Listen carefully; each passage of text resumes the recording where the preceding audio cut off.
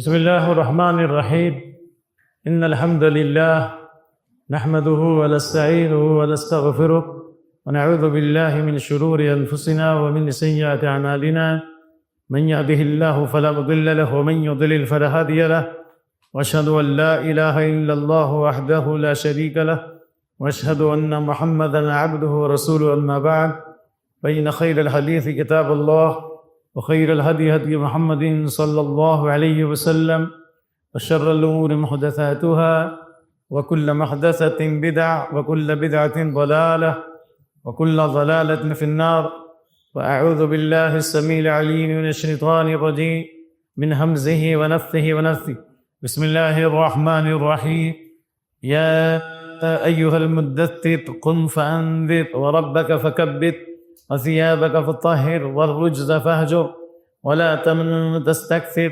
ولربك فاصبر۔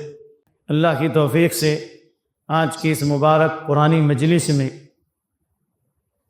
سورہ مدثر سے لے کر سورہ مرسلات تک کا خلاصہ پیش کیا جائے گا۔ اللہ تعالیٰ سے دعا ہے کہ اللہ ہم سب کی نیتوں میں مکمل اخلاص عطا فرمائے، ہمارے اعمال میں استقامت اور ہماری زندگی کے تمام کاموں میں صحابہ اور سلف صالحین کا رنگ اور منہج غالب فرمائے۔ سورہ مدثر یہ سورہ مکی ہے، اور مکی اس سورت کو کہتے ہیں جو ہجرت سے پہلے نازل ہوئی، اور مدنی اس سورت کو کہتے ہیں جو ہجرت کے بعد نازل ہوئی۔ یعنی سب سے پہلے جو سورت نازل ہوئی اقرا بسم ربک کی 5 آیتیں، نمبر 1، اس کے بعد سورہ مدثر۔ اس لیے سلف کا قول ہے کہ نبی صلی اللہ علیہ وسلم پر نبوت کا بار گرا ڈالا گیا اقرا بسم ربک کے ذریعے، لیکن آپ کی رسالت اور دعوت کا آغاز ہوا یا المدثر کے ذریعے۔ اللہ نے رسالت کے ساتھ ہی کہہ دیا ڈراؤ، کھڑے ہو جاؤ، ڈراؤ لوگوں کو۔ سب سے پہلے نبی صلی اللہ علیہ وسلم پر 5 سورتیں نازل ہوئی تھی، اور انہی 5 سورتوں کے وقت میں اللہ نے کہا تھا قم اللیل الا قلیلا، نصفہ، آدھی رات قیام کرو، یا 2/3 رات قیام کرو، یا 1/3 رات قیام کرو۔ قم اللیل الا قلیلا نصفہ او انقص منہ قلیلا او زد علیہ، نصفہ یعنی آدھی رات، او زد علیہ یا 2/3 رات، او انقص منہ یا 1/3 رات۔ تو جن اوقات میں اللہ نے نبی صلی اللہ علیہ وسلم کو لمبے قیام کا حکم دیا، اس وقت سے 5 سورتیں نازل ہوئی تھی امام زرکشی کے قول کے مطابق، بہت بڑے مفسر ہیں۔ نمبر 1 سورہ اقرا، سورہ مدثر، سورہ المزمل، سورۃ القلم اور سورۃ الفاتحہ، یاد رہے گا نا؟ تو اللہ رب العالمین نے اس سورت کا آغاز یا المدثر سے کیا، اے کمبل میں لپٹنے والے۔ اس بارے میں جو حدیث جابر مشہور ہے، بخاری کی حدیث نمبر 4، حدیث جابر بینما انا امشی، اس درمیان نبی صلی اللہ علیہ وسلم پر اقرا بسم ربک کے نزول کے بعد کچھ دنوں تک وحی نہیں آئی، آپ میں بے چینی پیدا ہونے لگے، وحی کے انتظار میں تھے، اشتیاق تھا کہ کب جبریل آئیں۔ اللہ نے آپ کے دل میں خیر داخل کر دیا۔ اس سمیت صوتا من السماء، اچانک آواز سنی میں نے آسمان سے، فرفعت راسی، میں نے آسمان پر اپنی نگاہ اٹھائی، بلکہ بعض روایت میں دائیں دیکھا کچھ نہیں، بائیں دیکھا کچھ نہیں، آگے دیکھا کچھ نہیں، پیچھے دیکھا کچھ نہیں، اچانک سر اٹھایا تو دیکھا فإذا الملك الذي جاءني بحراء جالس على الكرسي بين السماء والأرض فرعبت منه فرجعت فرعبت منه فقلت زملوني زملوني فزملوه الى آخر الحديث۔ میں نے جب آسمان کی طرف آگ اٹھائے تو ایک وہی فرشتہ جو غار حرا میں آیا تھا، فجدت منه، خوف سے میں بالکل کیا جھک گیا، بعض روایت میں مرعوب ہو گیا، ہیبت طاری ہو گئی، اور میں گھر آیا، میں نے کہا چادر اڑا دو، چادر اڑا دو۔ بعض روایت میں صب علیہ ماء باردہ، ٹھنڈا پانی ڈالو۔ جیسے ہی چادر اڑائے جبریل امین آئے اور یہ سورت کی ابتدائی آیات نازل ہوئی، یا ایھا المدثر، اے چادر اڑنے والو، اے کمبل میں لپٹنے والو، اٹھ کھڑے ہو، لوگوں کو ڈراؤ۔ ڈرانے کا معنی یعنی آگاہ کر دو۔ وربک فکبر، اور اپنے رب کی بڑائی اور کبریائی بیان کرو۔ وثیابک فطہر، اور اپنے کپڑے کو پاک رکھو۔ والرجز فاہجر، اور گندگی کو چھوڑ دو۔ ولا تمنن تستکبر، اور اس نیت سے احسان نہ کرو کہ زیادہ حاصل کرو۔ وَلِرَبِّكَ فَاصْبِرْ، اور اپنے رب کے لیے صبر کرو۔ انسان جو لباس پہنتا ہے اس کی 2 شکل ہے، ایک ہے شعار اور ایک ہے دفاع۔ اندر جو بنیان پہنے یہ شعار ہے، اور اوپر سے جو یہ لباس ہے یا چادر ہے یہ بیکار اوپر سے، تو کمبل اوپر سے اڑا جاتا ہے۔ اللہ نے نبی صلی اللہ علیہ وسلم کو صفات سے آواز دی، اس سے اللہ کی محبت نبی کہی، اللہ نے اپنی نبی صلی اللہ علیہ وسلم سے محبت فرمائی، اس لیے یا محمد کہہ کے نہیں پکارا۔ اور اللہ نے ہمیں بھی منع کیا، لا تجعل دعاء الرسول بینکم کدعاء بعضکم بعضا، جس طرح آپس میں ایک دوسرے کو پکارتے ہو اس طرح مت پکارو۔ اے چادر اوڑھنے والوں، اور قم فانذر، کھڑے ہو جاؤ، انکار بدعملی کے نتائج سے آگاہ کرو۔ انذار کا معنی کیا ہوتا ہے؟ کسی بڑے فتنے سے آگاہ کرنا۔ جس طرح آپ صلی اللہ علیہ وسلم کو کوہ صفا میں کہا تھا کہ اگر میں کہوں کہ اس پہاڑ کے پیچھے سے ایک لشکر تم پر حملہ کرنے والا ہے تو میری بات مانو گے؟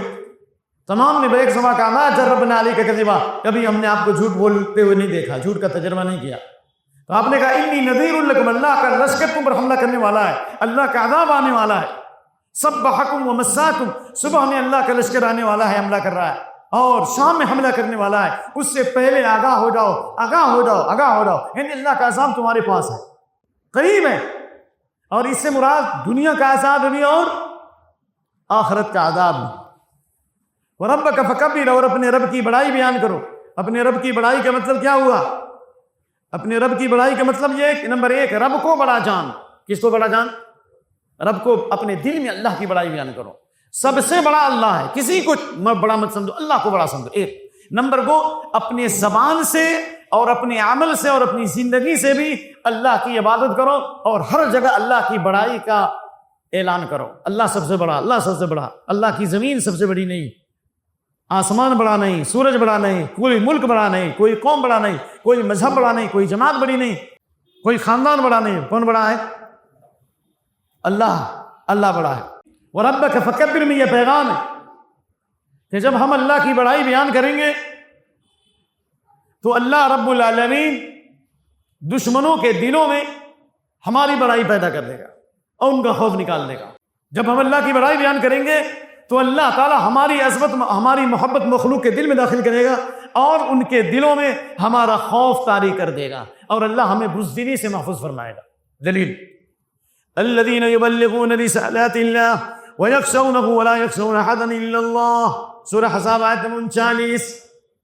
جو لوگ اللہ کے پیغام کو پہنچاتے ہیں اور اسی سے ڈرتے ہیں اور اس کے علاوہ کسی سے نہیں ڈرتے، الذین یبلغون رسالات اللہ، جو اللہ کے پیغام کو پہنچاتے ہیں وہ صرف اللہ سے ڈرتے ہیں۔ آپ تبلیغ کا کام کرو، ہیبت ختم ہو جائے گی۔ آپ تبلیغ کا کام کرو، امن آ جائے گا۔ آپ تبلیغ کا کام کرو، شانتی آ جائے گی۔ آپ تبلیغ کا کام کرو، ایمان کی لذت مل جائے گی۔ آپ تبلیغ کا کام کرو، اللہ رب العالمین آپ کے کاموں کو سماعت دے گا۔ ان تنصروا اللہ ینصرکم ویثبت اقدامکم، اس لیے کہا وَرَبَّكَ فَكَبِّرْ۔ اور اس میں یہ بھی ذکر ہے کہ داعی کو چاہیے کہ ہمیشہ تسبیح و تحلیل کرے اور ہمیشہ اس کی زبان پر اللہ کی بڑائی ہے، سبحان اللہ، اس کے بعد والحمدللہ ولا الہ الا اللہ، اس کے بعد اللہ اکبر۔ اگر یہ اللہ کی بڑائی بیان کریں گے تو بہت بڑا فائدہ ہے۔ من ظن بالمال ان ينفقه وهاب الليل ان يكابده وخاف العدو ان يجاهده فليكثر من قول سبحان الله والحمد لله ولا اله الا الله والله اکبر۔ کیا مطلب ہے اس کا؟ جو مال کی محبت میں گرفتار ہے اور رات میں تہجد میں آنکھ نہیں کھلتی، فجر میں آنکھ نہیں کھلتی، دشمن اس کے پیچھے لگا ہوا، ہمیشہ دشمن اس کے پیچھے لگا ہوا، اسے کثرت سے اللہ کی بڑائی بیان کرنی چاہیے، سبحان اللہ والحمد للہ ولا الہ الا اللہ واللہ اکبر۔ ایک شخص مسلمان ہوتا ہے سعودی عرب میں اور گلبرگہ میں آج تک موجود ہے، وہ ہمیشہ ملتا ہے، مجھ صاحب جب سے تم نے ہم کو یہ دعا سکھائی سبحان اللہ الحمد للہ ولا الہ، آج تک کبھی فجر کی نماز ہی نہیں چھوٹی، اللہ اکبر۔ تو بہرحال وثیابک فطہر، اور اپنے کپڑے پاک رکھو۔ کپڑے کی پاکی کا مطلب نمبر ایک اپنے اعمال کو گندگی سے دور رکھو، نمبر ایک۔ نمبر دو دلوں کو پاک رکھو۔ نمبر تین کپڑے، جیسا کہ امام طبری کہتے ہیں کہ اس سے اصل مراد ہے کہ داعی کا کپڑا پاک صاف ہونا چاہیے، کہ مشرک جو ہوتے ہیں وہ ناپاک ہوتے ہیں، انما المشرکون نجس، چاہے جتنا بھی صاف نظر آئے لیکن دل میں گندگی رہتی ہے تو اس کی برائی جو ہے اس کے جسم میں بھی داخل ہوتی ہے، وہ صفائی کا لحاظ نہیں رکھتے، استنجا نہیں کرتے، پیشاب پیخانے کے اندر بھی طہارت مکمل حاصل نہیں کرتے، اس لیے کہا کہ دل پاک رکھو، نمبر ایک۔ نمبر دو کپڑے پاک رکھو، نمبر تین بدن پاک رکھو، نمبر چار کپڑے پاک رکھنے کا معنی گناہ اور معصیت سے بچو۔ آپ گناہ کریں گے اور دعوت کا کام کریں کوئی اثر نہیں ہوگا۔ والرجز فاہجر، گندگی کو چھوڑ دو، گندگی سے مراد بتوں کی گندگی کو چھوڑ دو جو شرک و بت پرستی میں، فاجتنبوا الرجس من الاوثان واجتنبوا قول الزور، بتوں کی گندگی سے بچو، جھوٹ بات سے بچو، شرک کی گندگی، کفر کی گندگی، وعدہ خلافی کی گندگی، دھوکہ کی گندگی۔ تو لہذا اللہ تعالیٰ نے کہا بتوں کی گندگی سے دور رہو۔ اس سے معلوم ہوا کہ شرک بھی نہ کریں، شرک کرنے والے کے ساتھ بھی نہ رہیں۔ وما انا من المشرکین قل هذه سبیلی ادعو الی اللہ علی بصیرۃ وانا من اتبعنی، کہا دو کہ میں اور میرے ماننے والے اللہ کی طرف بلاتے ہیں اور اللہ کی پاکی بیان کرتے ہیں، اور میں مشرکوں میں سے نہیں ہوں، یعنی میں شرک کرنے والا میں نہیں ہوں۔ شرک کرنا جس طرح حرام ہے، شرک والوں کے ساتھ بیٹھنا بھی حرام، شرک پر تعاون کرنا بھی حرام۔ اسی طرح اللہ نے کہا ولا تمنن تستکثر، اس نیت سے احسان نہ کر کے زیادہ حاصل کرے۔ کیا مطلب؟ آپ دعوت کا کام کرتے ہیں تو احسان نہ کریں، آپ کسی پر بھلائی کر کے احسان نہ جتائیں، ایک۔ نمبر دو، آپ اللہ پر احسان نہ جتائیں کہ آپ دعوت کا کام کر رہے ہیں، اللہ میں تو بہت بڑا کام کر رہا ہوں، میرے ہاں تو اتنی بڑی مجلس سج گئی، میرے اتنی بڑی مسجد بن گئی، میں نے اتنی دعوت کا کام کیا۔ نہیں، یمنون علیک ان اسلموا قل لا تمنوا علی اسلامکم، احسان مت جتاؤ کہ تم مسلمان ہو گئے ہو، بلکہ اللہ کا احسان ہے کہ اس نے تم کو ایمان کی ہدایت دی، لہذا اللہ پر احسان مت جتاؤ۔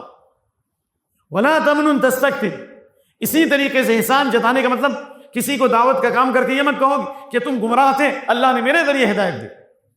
نہیں، اللہ نے ہدایت دی، اللہ نے آپ کو سبب بنایا، لیکن احسان مت جتاؤ۔ کیوں؟ اس لیے ثلاثة لا ينظر الله يوم القيامة لا يزكي منهم عذاب أليم قلت من يا رسول الله فقد خابوا وخسروا قال المنان والمسبل الإزار والمنفق سلعته بالحلف الكاذب۔ تین آدمی ایسے ہوں گے کہ قیامت کے دن اللہ رحمت کی نگاہ سے نہیں دیکھے گا، نہ ان کے گناہوں کو پاک صاف کرے گا، بڑا سخت عذاب ہوگا۔ ان میں سے احسان جتانے والا، لنگی پاجامہ ٹیکنے سے نیچے لٹکانے والا، اور جھوٹی قسم سے سامان بیچنے والا۔ تو انشاءاللہ ہم احسان کسی پہ نہیں جتائیں گے انشاءاللہ، بلکہ اللہ کا احسان ہے کہ اس نے ہمیں توفیق عطا فرمائی۔ وَلِرَبِّكَ فَاصْبِرْ، اور اپنے رب کے لیے کیا کرو؟ صبر کرو، یعنی دعوت کے لیے صبر ضروری ہے۔ چاہتے سب ہیں کہ اوج سرخو اوج سریا پہ مقیم، پہلے ویسا کوئی پیدا کرے قلب سلیم۔ میں کہاں رکتا ہوں عرش و فرش کی آواز سے، مجھ کو جانا ہے بہت اونچا حد پرواز سے، کچھ سمجھ کر ہی ہوں اموج دریا کا ہری، ورنہ میں بھی جانتا ہوں عافیت ساحل میں۔ یعنی مشقتوں کا راستہ، آزمائشوں کا راستہ، دعوت کرا کیرا وصبر علی ما اصابک، صبر کرنا پڑے گا، ورنہ وما یلقا الا الذین صبروا، دعوت میں کامیابی اسی کو ملے گی جو صبر کرے، استقامت اسی کو ملے گی جو دعوت پر صبر کرے، دین پہ ثابت قدمی اسی کو ملے گی جو دعوت پہ صبر کرے۔ وما یلقا الا ذو حظ عظیم۔ اللہ رب العالمین نے ان ابتدائی 5 آیات میں نبی صلی اللہ علیہ وسلم کی نصیحتیں فرمائی، اور اس کے بعد پھر اللہ تعالیٰ نے فرمایا فَإِذَا نُقِرَ فِي النَّاقُورِ، جب سور میں پھونکا جائے گا، یعنی قیامت سے ڈرائیے لوگوں کو، جہنم سے ڈرائیے۔ فَذَلِكَ يَوْمَئِذٍ يَوْمٌ عَسِيرٌ، وہ دن مشکل ہوگا وہ کافروں پر، آسان نہیں ہے۔ عَلَى الْكَافِرِينَ غَيْرُ يَسِيرٌ، کیا مطلب ہے اس کا؟ سور پھونکا جائے گا، پہلا سور پھونکا جائے گا، وَنُفِخَ فِي الصُّورِ فَصَعِقَ مَن فِي السَّمَاوَاتِ وَمَن فِي الْأَرْضِ، آسمان اور زمین کی تمام چیزیں بے ہوش ہو کر گر پڑیں گی، یعنی مر جائیں گی، سوائے اس کے جس کو اللہ تعالیٰ باقی رکھے۔ سور پھونکنے کے بعد ساری چیزیں مر جائیں گی نا، چند چیزیں باقی رہیں گی، جنت جہنم باقی رہے گی، کرسی اللہ کی کرسی، اللہ کا عرش، اسی طریقے سے ریڑھ کی ہڈی کا نچلا حصہ جو ہے، ریڑھ کی ہڈی کا نچلا حصہ، کل شیء من ابن آدم یبلا الا عجب الذنب، الا عجب الذنب، ریڑھ کی ہڈی کا نچلا حصہ جو ہے، فی خلق ومنہ یرکب، اسی سے انسان پیدا ہوا، دوبارہ اسی سے اللہ تعالیٰ دوبارہ کیا کرے گا؟ اللہ تعالیٰ اس کے اوپر ہڈی چڑھائے گا، دوبارہ اللہ پیدا کرے گا۔ تو اللہ تعالیٰ جب سور پھونکنے کا حکم دے گا، تمام چیزیں ہوش گر پڑیں گی۔ جب دوسرا سور پھونکا جائے گا، سارے لوگ میدان محشر میں جمع ہو جائیں گے، کھڑے ہو جائیں گے، کَنُّ مِلَا نُصِبِ یوفِضُونَ، میدان محشر میں جمع ہوں گے۔ یوم یدعو الداعی الی شیء نکر، ایک منکر آواز، ایک ایسی آواز، گھبرانے والی آواز کی طرح لوگ دوڑ رہے ہوں گے، ننگے پاؤں، ننگے بدن، ننگے جسم، غیر مختون، میدان محشر میں جمع ہوں گے۔ اللہ اکبر۔ اور ایسے وقت میں کہ سورج سر کے اوپر ہوگا، لوگ گناہوں کے پسینے میں ڈوبے ہوئے ہوں گے، تو اس لیے اللہ تعالیٰ نے اس دن سے ڈرایا ہے۔ لیکن اللہ تعالیٰ نے اس دن بھی کہا کہ فمن آمن و اصلح فلا خوف، یہ ہو گیا فمن آمن، جو ایمان لایا، وہ اصلح، اور اصلاح کی اپنے گھر والوں کی اور دنیا والوں کی، الذین یصلحون ما افسد الناس، یہی نا فطوبی للغرباء الذین یصلحون ما افسد الناس، جو لوگ چھوڑے لوگ ہوں گے برے لوگوں کے بیچ میں، جو لوگوں کے اندر اصلاح کا کام کریں گے، شرک میں توحید کی دعوت دیں گے، بدعت میں سنت کی دعوت دیں گے، معصیت میں طاعت کی دعوت دیں گے، دھوکہ دہی میں لوگوں کو صحیح راستے پہ لائیں گے، لوگوں کے اختلافات کو دور کریں گے، لوگوں کے درمیان صلح کرائیں گے، ایسے لوگوں پر قیامت کے دن خوف نہیں ہوگا، گھبراہٹ نہیں ہوگی. فلا خوف علیہم ولا هم یحزنون، اور نہ غمگین ہوں گے. اللہ رب العالمین نے فرمایا وَنُفِخَ فِي الصُّورِ فَإِذَا هُم مِنَ الْأَجْدَاثِ إِلَىٰ رَبِّهِمْ يَنسِلُونَ، جب سور پھونکا جائے گا لوگ قبروں سے نکل کر اپنے رب کی طرف دوڑ رہے ہوں گے، کہیں گے یا ویلنا من بعثنا من مرقدنا، کس نے ہم کو ہمارے خواباہوں سے نکال دیا. هذا ما وعد الرحمن وصدق المرسلون، یہ تو رحمان کا وعدہ ہے اور رسولوں نے تصدیق کی. ان کان الا صیحة واحدہ، یہ تو صرف ایک چیخ ہوگی. فإذا هم جميع الذين محضرون، سب لوگ اچانک ہمارے دربار میں حاضر ہو جائیں گے. سورہ یاسین کی آیت نمبر 51 سے 53 تک. چلیے اس سلسلے میں ایک واقعہ ہے. امام ابن کثیر نے ایک واقعہ نقل کیا کہ سلف میں سے ایک بڑے شیخ تھے جو بصرہ کے قاضی تھے، ان کا نام تھا زرارہ بن اوفا. کیا نام تھا؟ زرارہ بن اوفا. فجر کی نماز انہوں نے پڑھائی اور سورہ مدثر شروع کی اور اس آیت پر پہنچے فَإِذَا نُقِرَ فِي النَّاقُورِ، جب سور میں پھونکا جائے گا. جیسے یہ آیت پڑھی بے ہوش ہو گئے اور اسی حالت میں روح پرواز کر گئے. کیا ڈر خوف تھا، کیا ہیبت تھی. اللہ اکبر. تو یہ قرآن کا اثر ہے. اللہ اکبر. اور اس کے بعد اللہ رب العالمین نے فرمایا ذرنی ومن خلقت وحیدا، مجھے چھوڑ دو اور اس شخص کو جس کو میں نے اکیلا پیدا کیا. یعنی مخالفین کا تذکرہ. یہ آیات بعد میں نازل ہوئی. ولید بن مغیرہ کے بارے میں، یہ سرداران قریش میں تھا، اب عمر زیادہ تھی اس کی. اور نبی صلی اللہ علیہ وسلم کے خلاف ہمیشہ پلاننگ کرتا تھا، نمبر 1. نمبر 2، نبی صلی اللہ علیہ وسلم نے جب خفیہ دعوت 3 سال دینے کے بعد جب اعلانیہ دعوت کا کام شروع کیا نبوت کے 4تھے سال سے، تو آپ حج کے میلوں میں یا مختلف جگہوں پر جب جانے لگے تو ولید بن مغیرہ نے ایک بہت بڑی میٹنگ کی اور کہا کہ اس میں بڑے بڑے ہیرو کو، یعنی بہت بڑے بڑے نوجوانوں کو اور لوگوں کو بھرتی کیا کہ ہر نکڑ پر کھڑے ہو کر کے محمد کو کہو پاگل ہے، یہ دیوانہ ہے، یہ مجنون ہے. کہیں ابو جہل آپ پر مٹی ڈالتا تھا، کہیں ابو لہب کہتا تھا یہ مجنون پاگل ہے، اس کی بات مت سنو، پتھر مارتا تھا، آپ کا پاؤں زخمی کرتا تھا، آپ کی ایڑی زخمی کرتا تھا. تو یہ ساری پلاننگ کرنے والا کون تھا؟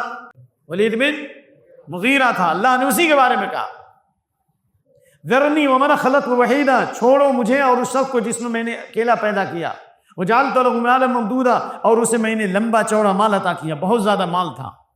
ابو لہب بھی بہت بڑا مالدار تھا، کم بخت 8 کلو سونا تھا اس کے پاس، لیکن بہت بڑا بزدل تھا. اسی طریقے سے اس کے بعد 10 کے قریب بیٹے تھے ولید بن مغیرہ کے بعد. خوشحالی اور فارغ البالی تھی، ہر چیز حاضر تھی بہت زیادہ. تو اس لیے مال کے اوپر گھبرائیے نہیں. لا یغرنک تقلب الذین کفروا فی البلاد، کافروں کی الٹ پھیر چہل پہل پر دھوکہ مت کھاؤ. متاع قلیل، یہ دنیا کا فائدہ ہے. پھر اللہ نے فرمایا ان کا ٹھکانہ جہنم. میں نے اسے لمبا چوڑا مال عطا کیا. وہ بنین شہودا، حاضر رہنے والے بیٹے عطا کیے، یعنی سارے بیٹے ان کی خدمت کے لیے حاضر ہوتے تھے. ومہدت له تمہیدا، اور میں ان کے لیے سامان تیار کیا، یعنی ہر چیز اللہ نے فراہم کی. ثم یطمع ازید کلا، پھر وہ لالچ سے رکھتا ہے کہ مجھے اور زیادہ دوں، پھر وہ اور مال اور مال اور مال. اللہ فرمایا ہرگز نہیں. انہ کان لآیاتنا عنیدا، وہ ہماری آیتوں کا سخت مخالف رہا ہے. سأرهقه صعودا، قریب میں اسے ایک دشوار گھاٹی چڑھنے کی تکلیف دوں گا، یعنی جہنم کے پہاڑ پہ چڑھاؤں گا اس کو. اللہ رب العالمین نے اس کی تنبیہ فرمائی اور اس کے بعد فرمایا انہ فکر وقدر. قریش کے سرداران جمع ہوئے اور کہا کہ محمد کے بارے میں بولو، کیا بولتے ہو؟ کیونکہ امام ابن کثیر نے کئی روایتیں نقل کی ہیں. شروع میں تو یہ ابو بکر صدیق رضی اللہ عنہ سے گفتگو کرتا تھا اور قرآنی آیتیں سن کر متاثر ہوتا تھا. لوگوں نے سوچا کہ لگتا ہے کہ ولید بن مغیرہ اگر مسلمان ہو گیا تو پورے قریش سے لوگ مسلمان ہو جائیں گے. تو ابو جہل نے جو ہے کہا کہ تمہاری قوم جو ہے تمہارے پیچھے لگی ہوئی ہے اور اتنے خزانے جمع کیا دینے کے لیے، تم اس خزانے لے لو، محمد کے ساتھ چھوڑ دو. کہا کہ مجھے خزانوں کی ضرورت نہیں ہے، میرے پاس تو خود بہت زیادہ ہے. تو کہا کہ لوگ کہہ رہے کہ محمد کے ساتھ کیوں دے رہے ہو؟ کہا کہ میں محمد کے ساتھ نہیں دے رہا ہوں، میں تو بس اس کی بات سن رہا ہوں کہ اس کی آواز میں کتنی تاثیر ہے، اس کے بیان میں کتنی تاثیر ہے. تو اس نے پھر جمع کیا لوگوں کو. کہا کہ کیا کہتے ہو محمد جو کلام پیش کرتے ہیں؟ کسی نے کہا ساحر ہے، کسی نے کہا کہ وہ کاہن ہے، کسی نے کہا کہ وہ شاعر ہے. کہا ہے نہیں، ساحر بھی نہیں، کیونکہ سحر کی جو خصلتیں ہیں اور پاگل پنی وہ تو ہے نہیں. کاہنوں کی کہانت بھی نہیں ہے، ان کی آواز بھی نہیں ہے، جو ان کی آوازیں بھنبھناہٹ ہے، کاہنوں کی بھنبھناہٹ بھی نہیں ہے، اور شاعروں کی تک بندی بھی نہیں ہے. یہ تو ایسا کلام ہے جس کی جڑیں بہت میٹھی ہیں، جس کی جڑیں بہت گہری ہیں اور بہت پھلدار ہے، بہت تازہ کلام ہے. یہ کوئی انسان کا کلام نہیں ہو سکتا. تو کہا کہ چلو تم کہتے ہو، کیا کہتے ہو؟ لوگوں نے کہا تھا پھر تم ہی بتاؤ.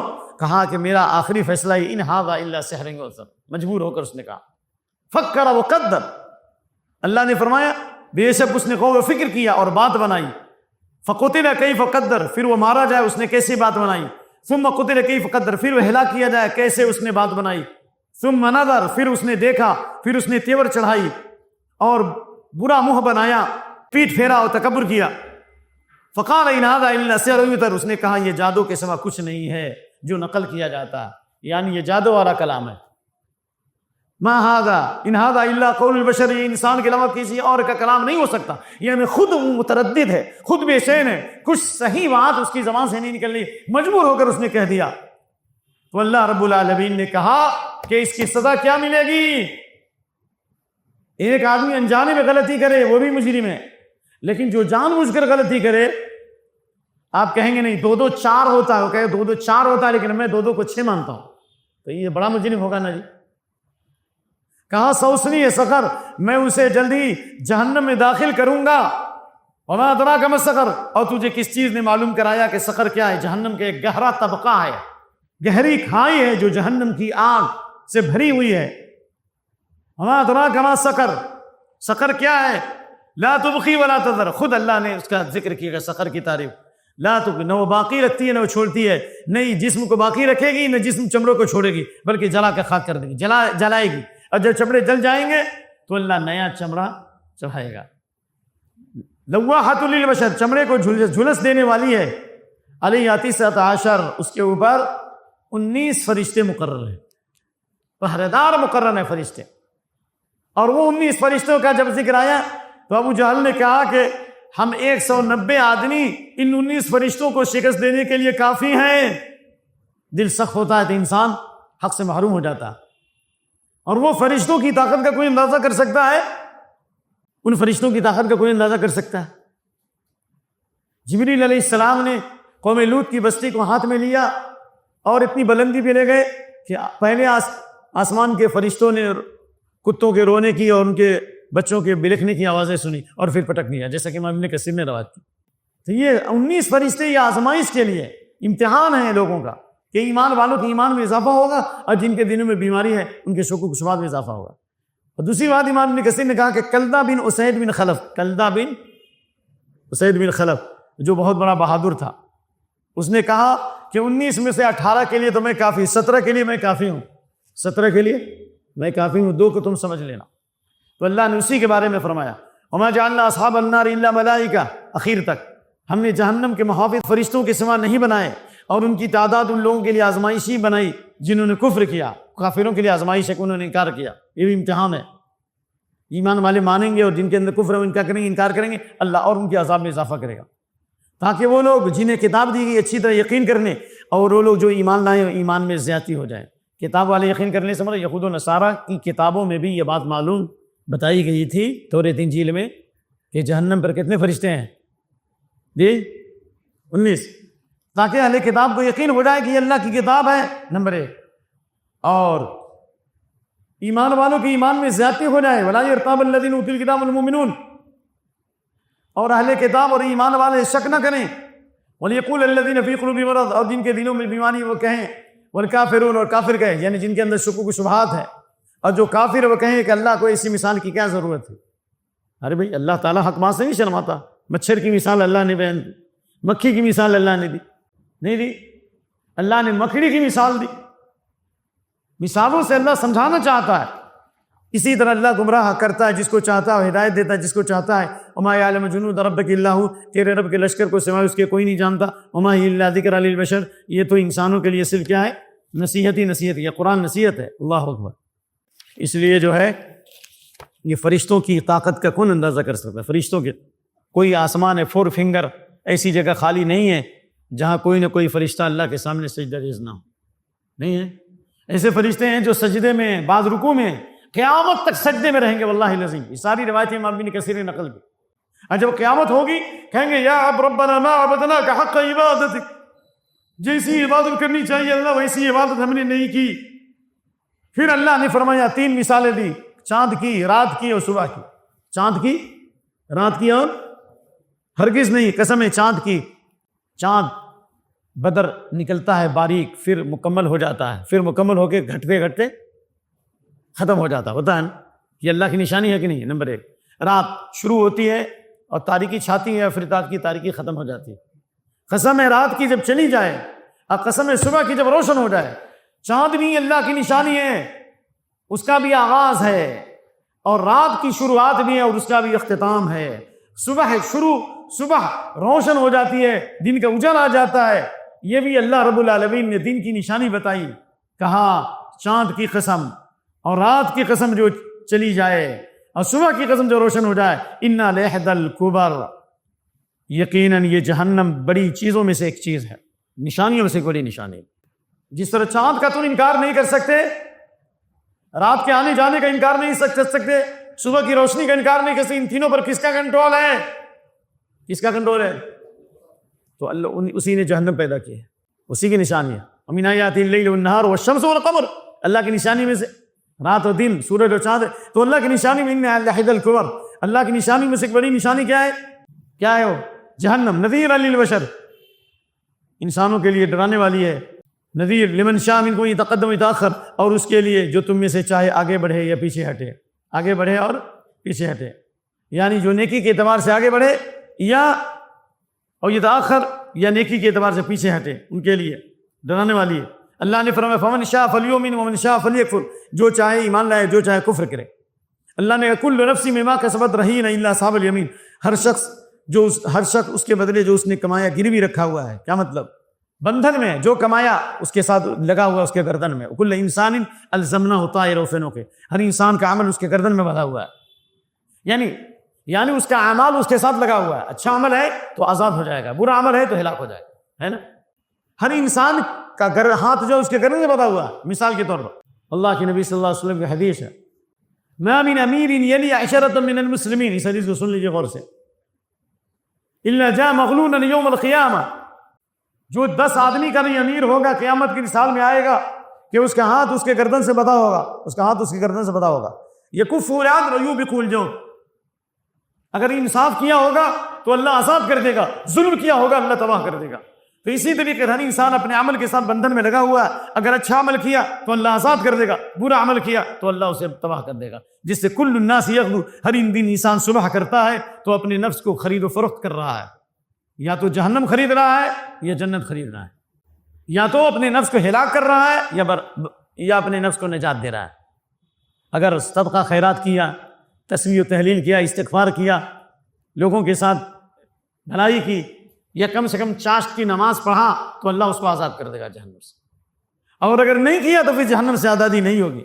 الا اصحاب الیمین، سوائے دائیں ہاتھ والے کے، دائیں ہاتھ والے، فی صدر مخضود وطلح منضود وظل ممدود، اللہ تعالیٰ نے جنتیوں کا تذکرہ فرمایا ہے، دائیں ہاتھ والے بیریوں میں ہوں گے جن کے کانٹے دور کیے ہوں گے، ایسے کیلوں میں ہوں گے جو تہ بتہ لگے ہوئے ہیں، ایسے سائے میں جو خوب پھیلا ہوا ہے، ایسے پانی میں جو گرایا جا رہا ہے، بہت زیادہ پھلوں میں جو نہ کبھی ختم ہوں گے نہ ان سے کوئی روک ٹوک ہوگی، اونچے بستروں میں، بلا شبہ ہم نے ان بستروں والی عورتوں کو پیدا کیا نئے سرے سے، یعنی کنواریاں بنایا، یعنی دائیں ہاتھ والوں کے لیے۔ تو کہا کہ دائیں ہاتھ والے جنتوں میں ہوں گے۔ ایک نمبر 2، یتسالون للمجرمین، جنت میں آرام سے ہوں گے تو مجرموں کے بارے میں سوال کریں گے جو دنیا میں ان کے ساتھ تھے، ما سلککم فی سقر، جہنم میں کیوں چلے گئے؟ قالوا لم نک من المصلین، وہ کہیں گے ہم نماز ادا کرنے والوں میں نہیں تھے۔ یہ نہیں کہے گا ہم نے نماز نہیں پڑھا، نماز ادا کرنے والوں میں نہیں تھے، یعنی جماعت سے نماز نہیں پڑھتے تھے۔ سمجھ میں آ رہا ہے کہ نہیں آ رہا؟ سمجھ میں آ رہا ہے نا؟ نہیں تو یہ آج سمجھ لیجیے، اللہ وقت میں برکت عطا فرمائے۔ واحد، یوم یکشف عن ساق ویدعون الی السجود فلا یستطیعون خاشعۃ ابصارهم تراقم ذلہ، جس دن پنڈلی کھول دی جائے گی اور سجدے کے لیے بنایا جائے گا، ان کی آنکھیں جھکی ہوئی ہوں گی، ذلت ان پہ چھائی ہوگی، کیوں نہیں سجدہ کر سکیں گے؟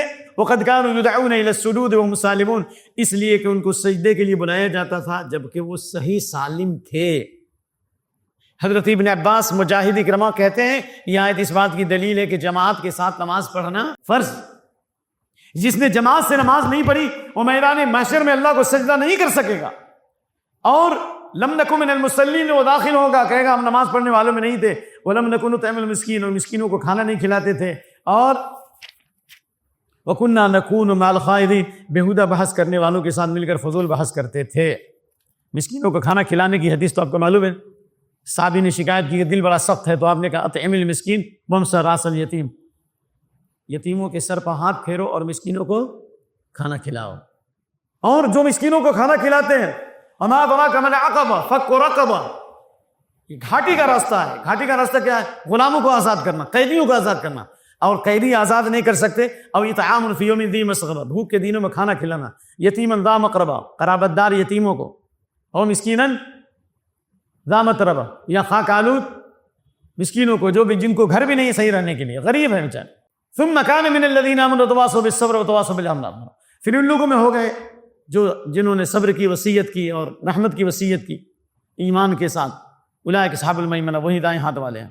تو اللہ رب العالمین نے کھانا کھلانے والوں کے بارے میں فرمایا کہ یہ وہ لوگ جو مسکینوں کو کھانا کھلاتے ہیں، الا یطعمون الطعام علی حبہ مسکین و یتیم و اسیرا، مسکینوں کو، قیدیوں کو، اور یتیموں کو اور قیدیوں کو۔ مسکین کو کیونکہ ان کے پاس اتنے پیسے نہیں ہوتے کہ ان کی ضرورت پوری ہو سکے، مسکین یتیم جو اتنا بے چارہ ہوتا ہے، لاچارہ ہوتا ہے کہ کوئی کمانے والا نہیں ہوتا، اور اسیر قیدی ہوتے ہیں جو ہر اعتبار سے مجبور ہوتے ہیں۔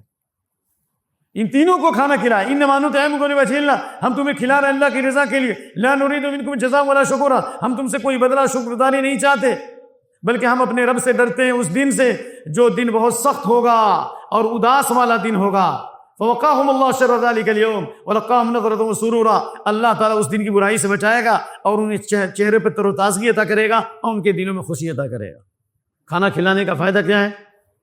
جس طرح کی بھوکے کو کھانا کھلاؤ گے تو چہرے پہ تر و تازگی آتی ہے، اس کے دل میں خوشی ہوتی ہے نا۔ تو قیامت کے دن میں اللہ قیامت کی برائی سے بچائے گا، ایک چہرہ تر و تازہ کرے گا، اللہ کا دیدار ہوگا۔ جو یومئذ ناظرۃ الی ربہا ناظرہ، اللہ کا دیدار چاہتے ہیں فجر کی نماز پڑھیں، اللہ کا دیدار چاہتے ہیں مسکینوں کو کھانا کھلائیں گے انشاءاللہ، اور خوشی بھی اللہ تعالیٰ عطا فرمائے گا۔ اس کے بعد وَكُنَّا نُكَذِّبُ بِيَوْمِ الدِّينِ، ہم قیامت کو جھٹلاتے تھے، حَتَّىٰ أَتَانَا الْيَقِينُ، یہاں تک کہ یقین آگے، یقین سے مراد موت، جیسے اللہ نے فرمایا وَاعْبُدْ رَبَّكَ حَتَّىٰ يَأْتِيَكَ الْيَقِينُ فَمَا تَنفَعُهُمْ شَفَاعَةُ الشَّافِعِينَ، جس نے نماز نہیں پڑھی، ایک مسکینوں کو کھانا نہیں کھلایا، حق بات کے مخالفت میں پڑے رہے، پورے میں پڑے رہے، مذاق اڑاتے رہے، قیامت کو جھٹلاتے رہے، تو ایسے لوگوں کے لیے سفارش نہیں ہوگی، اور سفارش کی بھی جائے گی تو قبول نہیں ہوگی۔ فما تنفعهم شفاعۃ الشافعین فما لنا من شافعین، ہمارے لیے کوئی سفارش ہے ہی نہیں، اور سفارش کی بھی جائے تو نہیں سنی جائے گی۔ یاد رکھیے، کوئی سفارش کرنے والی کی سفارش اسے فائدہ نہیں پہنچائے گی، اس کا مفہوم مخالف ہے۔ اگر توحید پہ رہیں گے، ایمان لائیں گے، تو نبی صلی اللہ علیہ وسلم کی سفارش ہوگی، کیونکہ اللہ کے نبی نے فرمایا لِكُلِّ أُمَّةٍ دَعْوَةٌ مُسْتَجَابَةٌ فَتَعَجَّلَ كُلُّ نَبِيٍّ دَعْوَةَ، ہر نبی کو اللہ نے ایک آفر دیا تھا، دنیا ہی میں انہوں نے اللہ سے دعا کر لی۔ وَإِنِّي اخْتَبَأْتُ دَعْوَتِي، اور میں نے اس دعا کو چھپا لیا، فَيَنَائِلَةُ مِنْ أُمَّتِي لَا يُشْرِكُ بِاللَّهِ شَيْئًا، یہ میری امت کے ان لوگوں کو ملے گی جو اس حال میں مر گئے کہ انہوں نے اللہ کے ساتھ کسی کو ذرہ برابر شرک نہیں کیا، تو نبی کی شفاعت ملے گی۔ اللہ اکبر۔ اللہ رب العالمین نے فرمایا فَمَا لَهُمْ عَنِ التَّذْكِرَةِ مُعْرِضِينَ، کیا ہو گیا کہ وہ نصیحت سے منہ موڑ رہے ہیں، نصیحت سے مراد قرآن سے منہ موڑ رہے ہیں، جیسے بدکنے والے گدھے ہیں، فرت من قسور، جو شیر سے بھاگے ہیں۔ کیا مطلب؟ میں نے دوسری تفسیریں دیکھی ہیں، شیر کی مثال نبی صلی اللہ علیہ وسلم قرآن ہے یا نبی صلی اللہ علیہ وسلم، یعنی جس طرح گدھا شیر سے بھاگتا ہے یہ قرآن سے بھاگتے ہیں، جس طرح گدھا شیر سے بھاگتا ہے یعنی نبی صلی اللہ علیہ وسلم سے بھاگتے ہیں۔ اس سے معلوم ہوا حق سے انکار کرنے والا گدھا اور حق کی دعوت دینے والا شیر ہے، یہ بہت عظیم نشانی ہے، یعنی اللہ اس کا خوف روب طاری کر دے گا، کبھی نہ کبھی دے گا۔ اللہ اکبر۔ اللہ نے کہا بل یرید کل امرئ منہم ان یؤتى صحفا منشرہ، اس لیے دنیا کے مختلف خطوں میں جائیے، ایک ایک دائی کے ذریعے پورا ملک مسلمان ہو گیا۔ انڈونیشیا میں ایک دائی کے ذریعے اسلام پھیلا ہے، ایک دائی کے ذریعے پورا انڈونیشیا مسلمان ہوا۔ آپ پڑھیے تاریخ، شیخ عبدالحمید رحمانی رحمۃ اللہ علیہ کی تقریر سنیے جو بیل کی، آپ کو پوری تاریخ بتاؤں میں۔ محمد بن قاسم کے ذریعے جو ہے کیرلا میں، پورا کیرلا میں اسلام پھیل گیا، نہیں پھیلا۔ معاذ بن جبل ابو موسیٰ اشعری کے ذریعے یمن کے لوگ مسلمان ہو گئے، ہوئے کہ نہیں بھائی؟ بولو نہیں۔ مصعب بن عمیر اور عبداللہ بن ام مکتوم آئے، ہے بخاری کی حدیث ہے، اول من قدم علیہ مصعب بن عمیر و ابن مکتوم فکانا یقرئان الناس القرآن، پھر دوسرے صحابہ آئے، پورے مدینے میں لوگ مسلمان ہو۔ شیر ہے بابو، شیر بنو، شیر بن کے رہو، بزدل مت بنو۔ داعی رہو گے تو شیر رہو گے، اور دعوت کا کام نہیں کرو گے تو بزدل بنو گے، گیدڑ بن جاؤ، یاد رکھیے۔ اس لیے کہا بل یرید کل امرئ ان یؤتى صحفا منشرا، ان میں سے ہر آدمی چاہتا ہے اسے وہ کھلے ہوئے صحیفے دیے جائیں، ہرگز نہیں، بلکہ بل لا یخافون الآخرۃ، آخرت سے نہیں ڈرتے۔ کلا انہ تذکرہ، یہ ایک دہانی ہے، قرآن ایک نصیحت ہے، جو چاہے نصیحت حاصل کرے۔ وما یذکرون الا ان یشاء اللہ واہل التقیٰ اہل المغفرہ، اور نصیحت حاصل نہیں کرتے مگر جب اللہ چاہے، یعنی اللہ جب چاہے گا تبھی ہدایت ملے گی، لیکن اللہ کب چاہے گا؟ جب ہم ارادہ کریں گے تو اللہ آسان کرے گا۔ اللہ ہر ایک کو ہدایت دینے پر قادر ہے، لیکن اللہ چاہتا تو ابو جہل کو بھی ہدایت دے دیتا، لیکن ہدایت نہیں دی، کیوں؟ اس لیے کہ اس کے دل میں گندگی تھی۔ عمر بن خطاب کو ہدایت دی کہ ان کا دل صاف تھا، سمجھ میں آ رہا ہے کہ نہیں؟ مشرکین مکہ کو اللہ نے ہدایت دی کیونکہ ان کے دل صاف تھے، عبداللہ بن مسعود کا قول ہے۔ یہودیوں پر اللہ کی لعنت ہوئی کیونکہ ان کے دلوں میں کیا تھا؟ گندگی تھی، تکبر تھا کہ نہیں تھا؟ دل کو صاف رکھیں گے۔ ان فی ذلک لذکریٰ لمن کان لہ، بولیے قلب، قرآن میں نصیحت ہے جس کے پاس دل ہو، یعنی جس کا دل قلب سلیم ہو، شبہات اور شہوات سے پاک۔ او القسم شہید، یا اگر دل صاف نہیں ہے، کان لگا کر غور سے سنیے گا تو ہدایت ملے گی، ہدایت کی نیت سے سنیے گا۔ وَأَهْلُ التَّقْوَىٰ وَأَهْلُ الْمَغْفِرَةِ، اور وہی اللہ تعالیٰ تقوی والا اور مغفرت والا ہے۔ جیسا کہ انس بن مالک کی حدیث ہے، اس آیت کی تفسیر میں امام ابن کثیر نے، امام ترمذی نے حسن قرار دیا ہے اس کو۔ اللہ فرماتا ہے، اس آیت اللہ کے نبی نے تلاوت کی اور کہا، اللہ فرماتا ہے فَأَنَا أَهْلُ أَنْ أُتَّقَىٰ، میں اس بات کا حال ہوں کہ مجھ سے ڈرا جائے، اور جب میرے بندے ڈریں گے تو میں ان کی مغفرت کروں گا۔ تو اللہ کی مغفرت کے لیے تقوی، اللہ کی مغفرت کے لیے تقوی کیا ہے؟ ضروری ہے، اور اگر تقوی اختیار نہیں کریں گے تو لقوہ لگ جائے گا، جب لقوہ لگے گا تو مغفرت نہیں ہوگی۔ مرسی ٹی وی کے مزید ویڈیوز کے لیے ہمارے چینل کو سبسکرائب کریں اور بیل آئیکن کو کلک کرنا نہ بھولیں۔ جزاک اللہ خیر۔ مرسی ٹی وی، پیغام رحمت۔